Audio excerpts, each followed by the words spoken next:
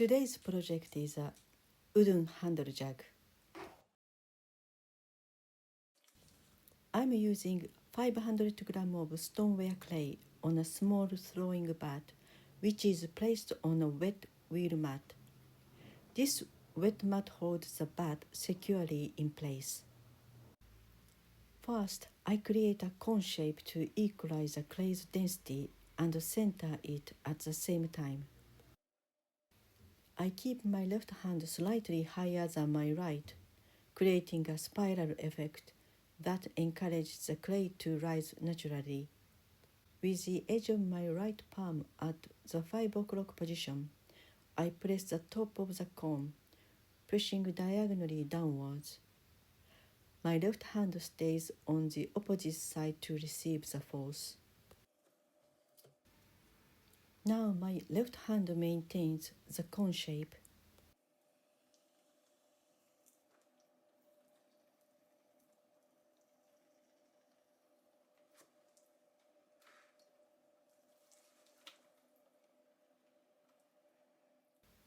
I can see the clay becoming more elastic and smooth. The clay is now ready for the next stage.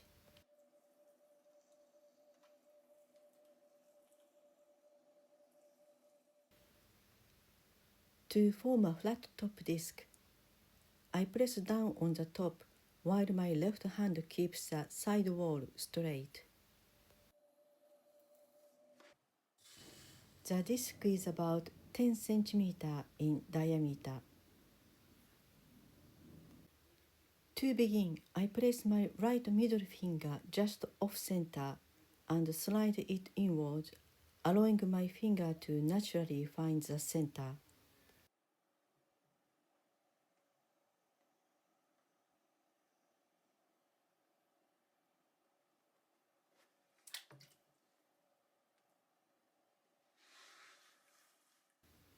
Keep the bottom thickness at 5 mm, then slide the middle finger outwards along the base. When the tip of my right middle finger reaches the wall, my left hand supports the opposite side to maintain the cylinder's size. At the top, I always compress the rim from 3 directions, as the edge of a small pot can become very fragile. I compress the base with a wooden rib to prevent an S-crack and to measure the internal diameter. The rib is 5 cm and I need 8 cm for the internal space. Now I'm going to pull up the wall. My right ring finger is at the 9 o'clock position at the base. My left middle finger tip is on the opposite side of the wall, slightly higher. I interlock both thumbs to create a single stable tool with my hands. I use this grip most of the time, regardless of the pot size. I repeat this process until the wall thickness is less than 7 mm.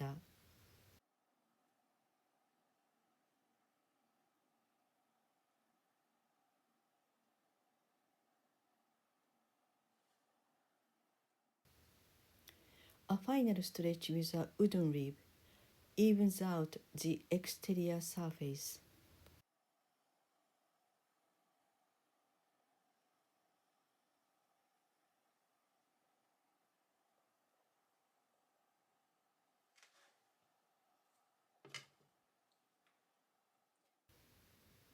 I want to create a jug with a wide base, so I push out the bottom of the wall from the inside.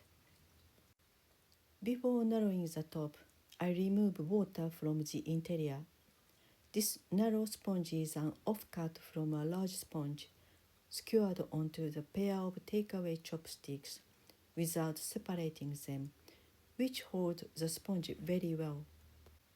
Now to make a narrow top. I gently squeeze the cylinder with both hands, then slide upwards. I pinch the top from both sides to even out the gathered clay. The squeezed clay becomes thicker, so I can stretch this extra height here.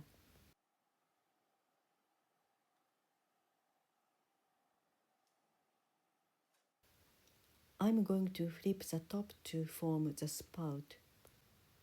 My left fingers hold the neck in position, allowing my right index finger to focus on flipping the top.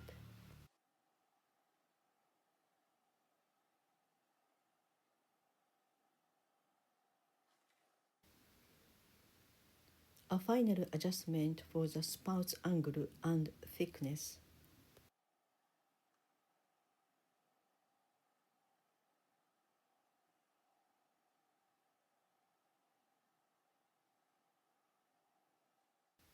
I clean the curved area to create an even surface. Chamois leather is useful to smooth and firm the spout's edge.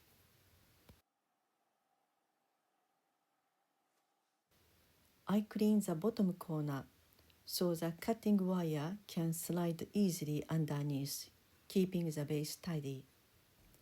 This also helps if I need to do top centering for trimming later.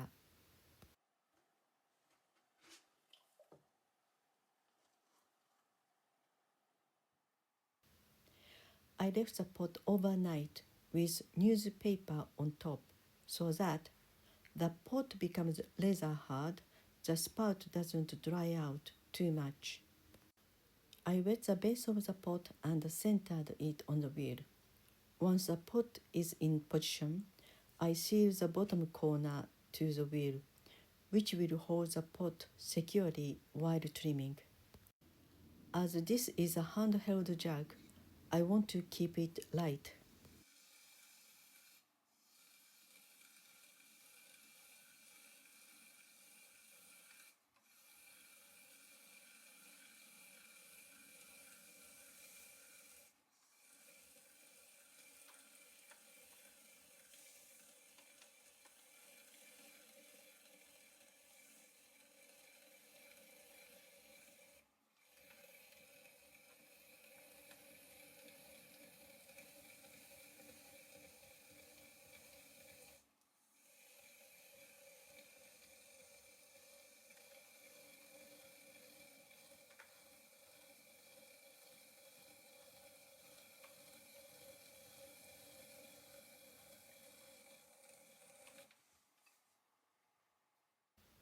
After the body part is trimmed, I separate the pot from the wheel for bottom trimming, cleaning the base corner first to give an easy access for the metal kidney.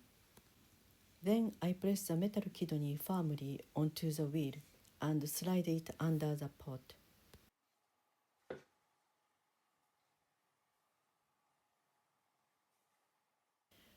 I use a greenware chuck for trimming. A wet chuck makes better contact with the wheel. To find the horizontal position for the pot, I use a round split level. When the bubble is centered, the job is done. Then I do top centering to bring the whole set to the middle.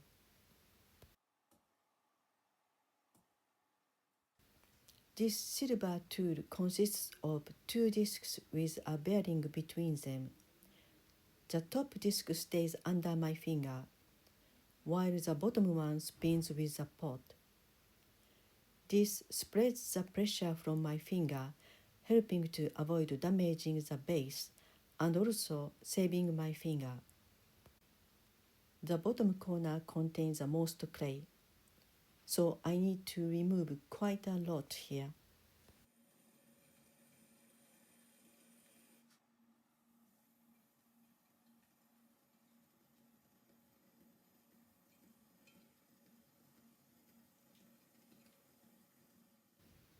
Once the corner is done, I trim the foot ring, creating a flat surface for the base.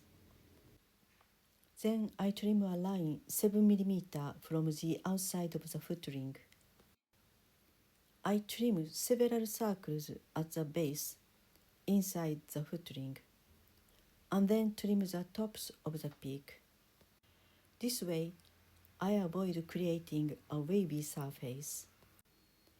My crane contains grog. When the trimming tool catches on the grog, it can jump slightly, creating a wavy surface that's difficult to fix once it's there.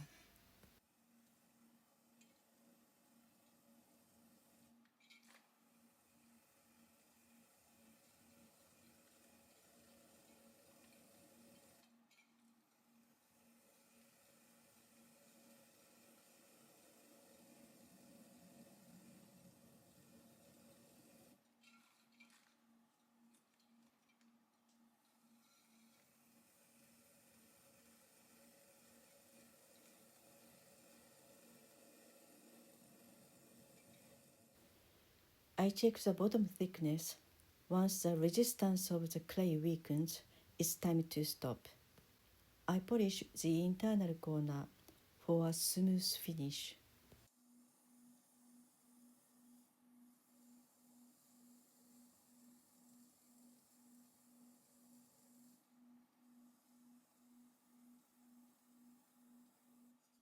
I also polish the base to create a firm surface after trimming. This helps prevent an S-crack.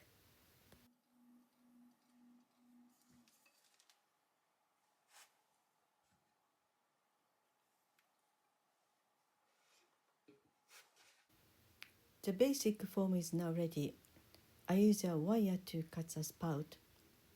I've already dipped the top in the water to make this step easier. Leave the spout side on the far side, then pull the wire towards you.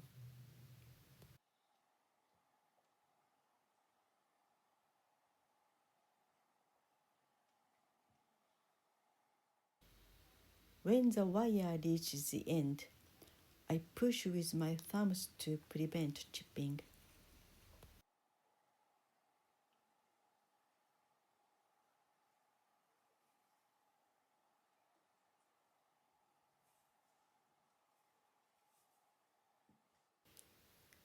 This part is a matter of preference.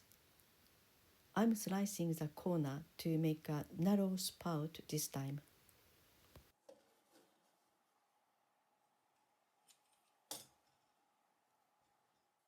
Use a wet sponge to smooth the cut edge.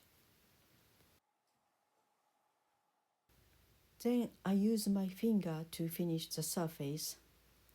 The sponge removes the sharp edge, but also takes away fine clay, leaving a rough surface. So I go around the edge again with my fingers to smooth it. I've prepared 2 small pieces of clay for the handle holders, shaping them beforehand.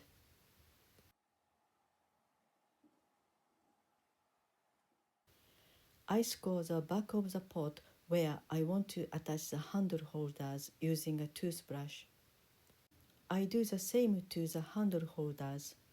These rough surfaces helps the pieces grip each other better.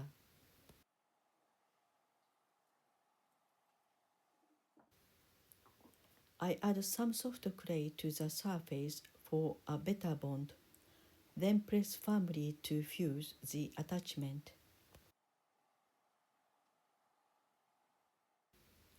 The soft clay is not a glue. It just helps to join 2 parts together. This pressure ensures a well-made joint. The joints need to be carefully merged into the body to avoid cracks later on. I'm cleaning the joint to make a seamless attachment.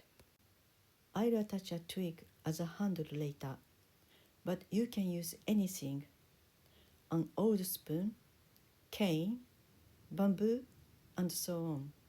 That's the fun of this project. It's very simple, but you can use your imagination to give your pot real character. Thank you for joining me today. I hope you enjoyed watching this pottery process. Please leave your comment. They are great motivation for my next video. Happy creating, and I look forward to seeing you in the next pottery video.